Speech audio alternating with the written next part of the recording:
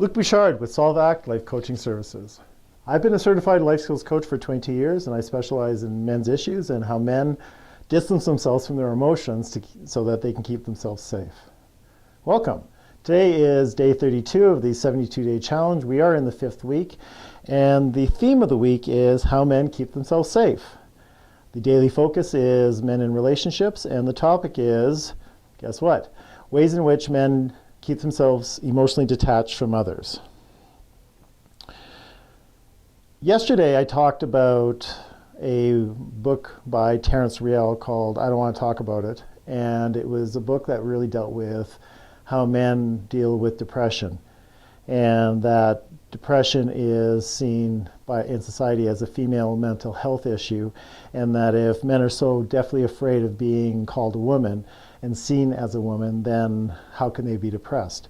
And men engage in their depression in two different ways: overt and covert behavior. And the overt is the obvious stuff that we think of depression as being emotionally flat and not engaged and just have no appetite and just having a hard time with being excited about life and all that kind of stuff. And the covert ways men handle it is through addictions and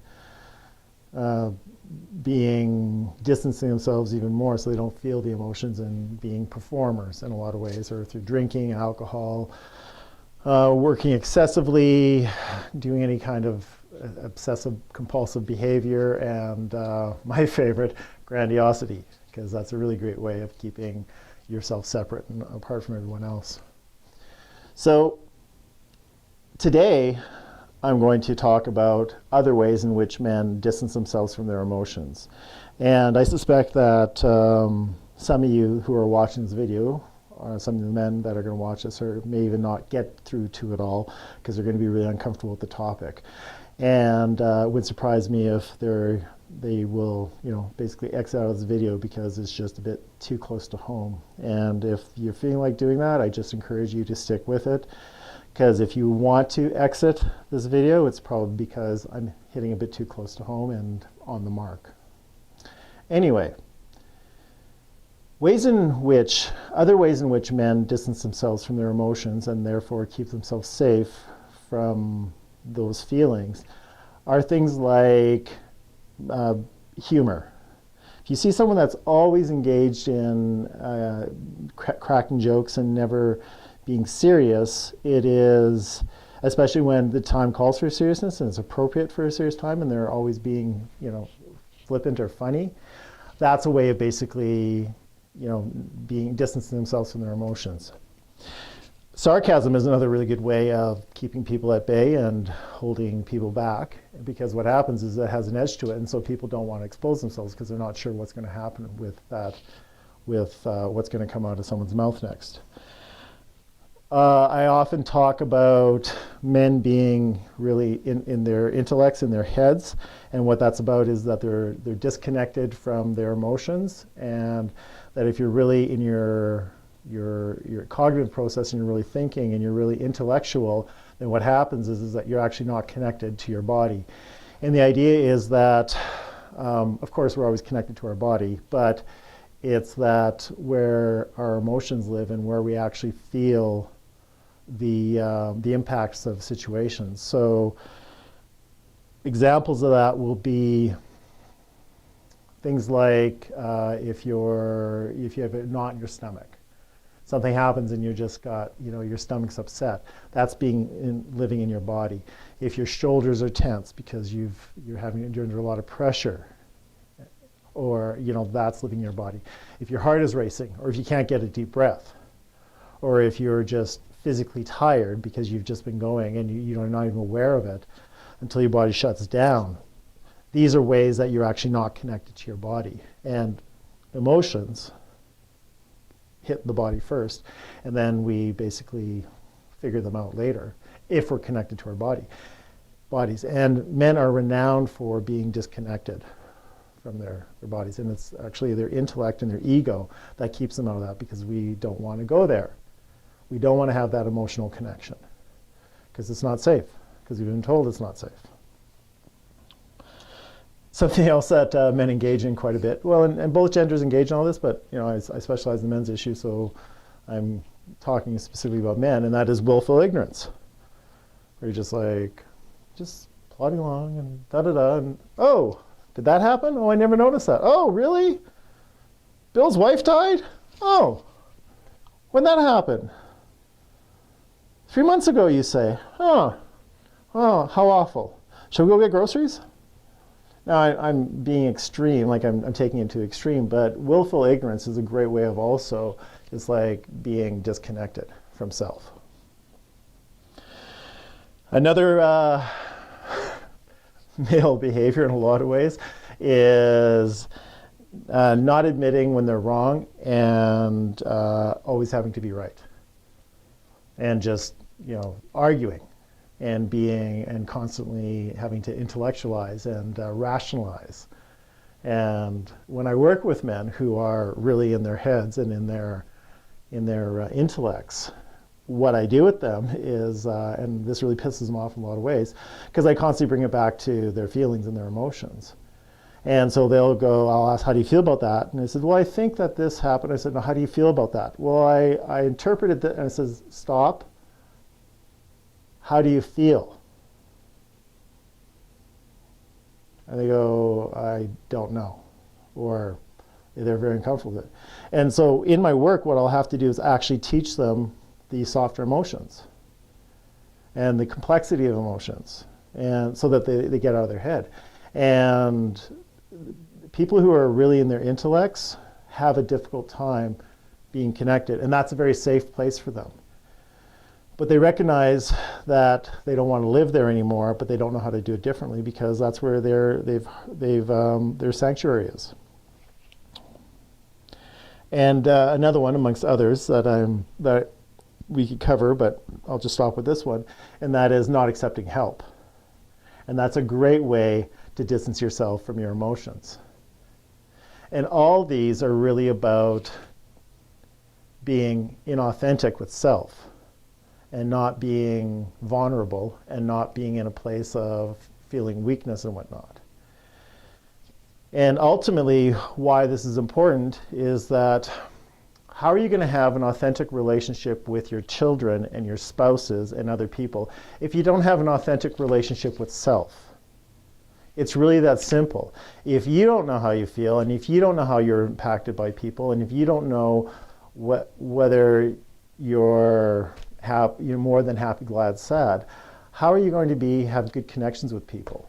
You won't, because you won't even know how you feel, and you won't even know where that's at. You'll understand the more extreme emotions, that are the harder emotions, happy, glad, sad, mad, but you're not having a real good connection with people, an authentic connection with people, because they're not going to go there with you, because it's not safe. It's not safe for yourself. Why would they want to do that? Or they'll stop it after a while.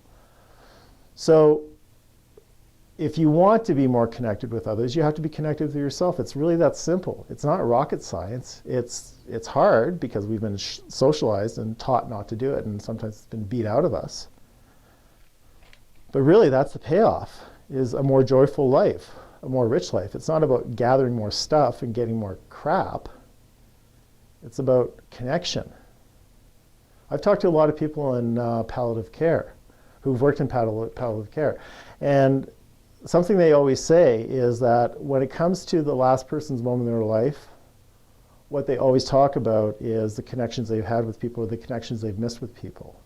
That's what people reflect upon when it's all said and done. Not how much they've gathered, not how many cars they have, not the levels they've reached of success. And this is important, because how do you want to live the rest of your life? What are you deserving of? What do you want to have? What kind of rich life do you want to have? And for a gender that prides itself on being strong, we really aren't. When we're so deathly afraid of what other people think, that's weakness. And men engage in this great behavior called a good defense is a good offense. So I put up walls, I put up barriers I put up stuff to deflect so people won't see the real me, because they might use it against me. And the reality is that the more you're resolved with your warts, wrinkles, and the things that we find unattractive about ourselves, those behaviors we don't like, those behaviors that are shame-based, the more we are okay with those, the more people can't hurt us. Wondering how many of you have left this video by now. I don't know how many people are still watching it. The ones that are sticking with this, good for you, because this is tough stuff. Anyway, a lot of the inauthentic behavior is to not only distance ourselves from our emotions, but is to protect ourselves from other people hurting us. And it's a way of keeping people at bay. And it's not strength at all, it's weakness. And I defy anyone to basically tell me that being able to posture and engage in grandiosity and put people in their place and be emotionally distant is a good way to be. We've been sold that as a bill of goods, that's what we learned, but really, that's a quality life?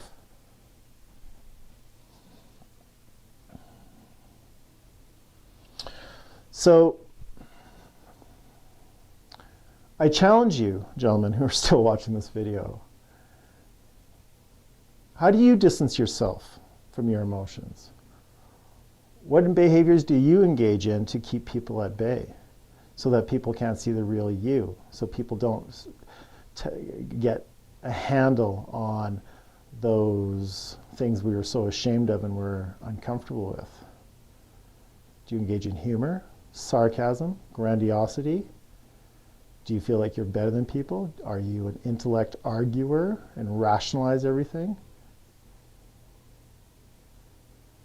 I know I engage in all those things. And quite frankly, under the realm of being authentic and open, I've been extremely authentic in these videos. Yesterday alone, I was talking about my struggle with alcohol and how I was depressed and I didn't realize it. And is there a chance that people will use that against me? Absolutely. I'm not going to give my power, though. They can't hurt me with it unless I allow them to. And the more resolved we are with our stuff, the less people can hurt us with it.